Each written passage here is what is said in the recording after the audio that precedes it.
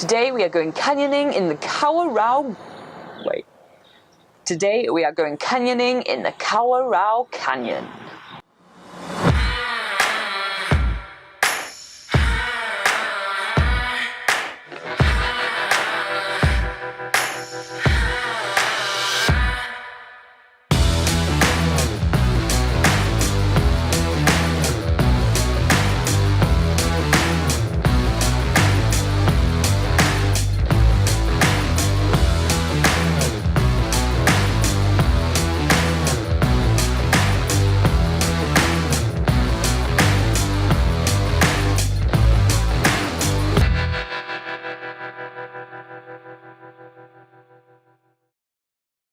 This morning we are being picked up right in front of the Nomad Hostel here in Queenstown by the team from Canyoning New Zealand. They are taking us for an epic canyoning adventure today. For those of you that don't know what canyoning is, it's basically turning nature into your own playground. You find a stream that has created a canyon and you make your way through that canyon all the way to the bottom of it. It's a lot of fun and it usually takes a lot of skills. To make your way down the bottom of the canyon, you use abseiling, you use rope climbing, you jump from waterfall. It's absolutely epic. We've just been kitted up with some two-piece thick wetsuits, some neoprene layers, socks, booties, helmets, harnesses. I think it's safe to say that we might get a little bit cold today, and we are fully kitted up for that. After a quick safety briefing and a quick practice round on the abseil, we are now making our way to the canyon. It doesn't look like much to start with, we're just sort of making our way through the forest, but the further we go down this stream, the more epic and dramatic the scenery gets. I really don't know what to expect from this tour. This is the first time that I've ever done canyoning, and as we're making our way down this stream, which is getting rockier, the walls of the canyon are getting higher, I am just in anticipation of what is about to happen. Our guide is called Rob, which may I say it's an absolutely awesome name, and he is super experienced in canyoning. He has been working all over New Zealand and knows most of the streams around like his back pocket. He told us really early on that because this canyon is one of the narrowest that he gets to work in, it's one of his favorites. He tells us that because it's much more technical, it requires much more skills and he really enjoys that. And this is probably why the Kawarau Canyon is one of the most popular canyoning tours in the Queenstown area. But before we get to reach the canyon itself, we have to make our way through the very thick native forest around. It's absolutely impressive how just below all the wineries above lies such a massive thick forest. The Carroll Canyon is located in the Gibbston Valley area, which is a very, very famous New Zealand wine region, meaning that there is heaps of fields, yet we are in a massive canyon right below them. And now the real adventure begins. This is our first major challenge of this canyoning trip, and we are using a natural water slide in the river to make our way down to the next part of the canyon.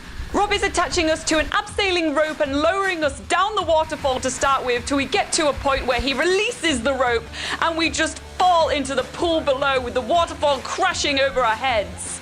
As I'm making my way down the waterfall, it's really hard to understand what is happening to me, but it's only when I take a step back and watch the next person coming down the waterfall I can see what craziness I have just done. It's a chaotic experience jumping in between all those rocks and this massive waterfall in the middle. It creates a lot of noise that reflects on the pan of the cliffs, making it absolutely roaring. We can barely hear each other out, let alone hearing what Rob is telling us, so we kind of wing it around the end.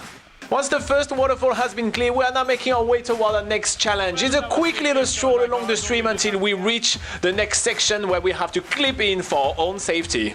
We're now really getting into the heart of the canyon. We are surrounded by these towering rock walls covered in moss. It really feels like such a wild environment, and it's so awesome to be able to come to such an isolated place. As soon as we see Rob dropping his bag and starting to pull the rope out, we know that something epic is about to happen. Don't sleep because we are about to get down another waterfall. This is the two-tier waterfall, and the first section is kind of a slide going on a side, and the next section, well, we kind of have to figure it out ourselves because Rob is not going to be here, we won't be able to hear him anymore, and the rope kind of finishes at some point. But luckily there is a deep pool at the bottom of the waterfall, and this is where I basically land, while Laura is having a lot of fun taking a picture of us in struggle. Approaching the waterfall is a bit nerve-wracking to start with. We're just looking at this thick watching this narrow chute, just thinking, how the hell are we gonna get down there? But once we are making our way down, the feeling of just falling into the water below is really awesome. And all this water is just chaotically falling on our heads. It's super cold, super refreshing, but so epic once we get to the bottom.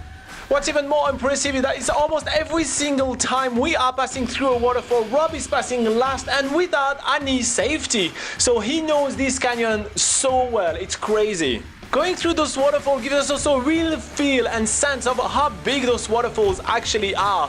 From afar, those waterfalls actually look quite small, but when you are in the middle of it, jumping alongside the water, it feels real big. So even the tiniest and smallest waterfall actually feels epic.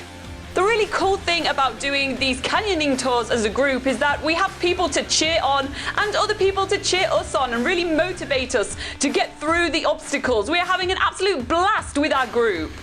We are all helping each other go through the tougher parts of the canyon, but what I really like about this tour as well is that it's kind of like a personal challenge as well. Although all the major risks around us have been taken care of by Rob, we actually have to really think about where we're putting our feet, where we're going to climb. It's really like a mental challenge as well as a physical one.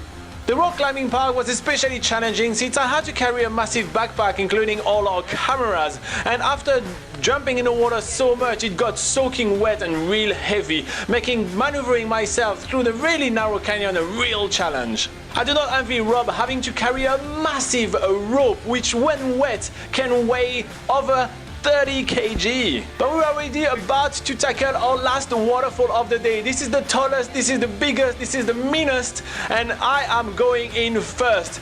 I basically take my time because Laura wants to take a lot of pictures, but the force of the water is pushing me down. I'm at the bottom of it in no time. After we all get a go at it, Laura is the last one to make her way down the last waterfall. And this is a gushing one. But she finally makes it through, and that is cause for celebration.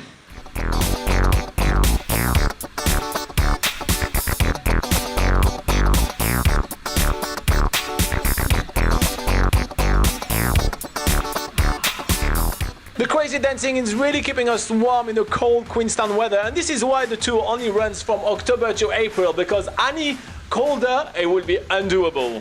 The last section of our 4-hour tour, which is an initiation to canyoning for people that don't know much about canyoning, is taking us through the rest of the stream very easily. We are just following the path, maybe climbing a couple of ropes, but it's a breeze until we reach the end of the stream and we're gonna make our way back up the mountain.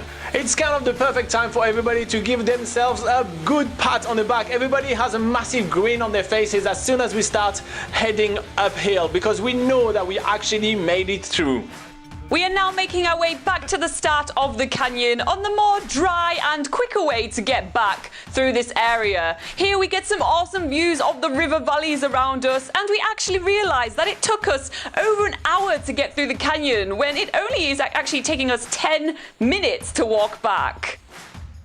No, that was really epic, and so far out of the 150 or odds activity we've done, it's in my top 10. It was really challenging. We were not just guided through, you know, like you've seen us in many activities where literally like we've been told for 3 hours where to place each of our feet. This time we had to figure shit out. I was challenging at time, but not undoable. We were safe all the way, but we didn't feel safe, which made it a bit more fun. And yeah. That is the first time I've done like a proper canyoning sort of tour, so yeah, and it's not too scary. It's like a little bit scary before you start doing something, but then you realise, oh, actually it's like really fun. So yeah. Nice. So you coming canyoning again with me? Yeah. And the guide? Yeah, and the guide. Yeah. While everyone else is like not in their swimsuit. Like, Seriously guys, are we going canyoning or what? I'm ready to go!